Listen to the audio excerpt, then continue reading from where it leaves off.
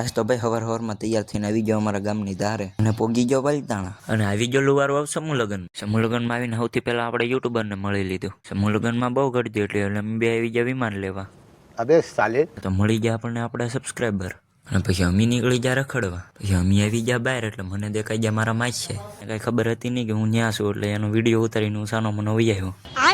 બહાર રખડીને અમે અંદર ખાવા આવ્યા હતા. અહીંયા તો ખાવાની લાઈન બહુ લાંબી હતી. થોડીક જીગર કરીને અમે ગળી ગયા ખાવાની લાઈનમાં. આવી ગયો તો અમારો વારો એટલે લઈ લીધું ખાવાનું. અચ્છા. અને મોહનથાળ સિવાય કઈ દેખાતું જ ન. ખાઈને પછી અમે હતા એમને રખડવા માંડ્યા. ત્યાં તો આવી ગયો વરસાદ એટલે અમે આવી ગયા મંડપની અંદર. વરસાદ રહી ગયો એટલે હું મીત આવી ગયા નાસ્તો કરવા. નાસ્તો કરીને પાછો મંડપે આવ્યો. ત્યાં મને મળી ગયા કાકાને ખાવાનું બાકી હતું એટલે એને ચડાવી દીધા લાઈનની વચ્ચે. પાઈ દીધી પછી કાકાએ આપણને સોડા.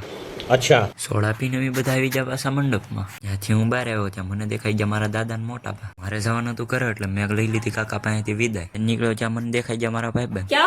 મળીને મારે જવાનું હતું પાલતાણા. આવી ગયો પાલતાણા. નિકોમાં બેહીને હું નીકળી ગયો દેવળિયા બાજુ. પોગી ગયો અમારા ગામની ધારે ને નીકળી ગયો મારા ઘર બાજુ. મળવી બીજા વ્લોગમાં. વ્લોગ સારો લાગ્યો લાઈક કરી નાખજો.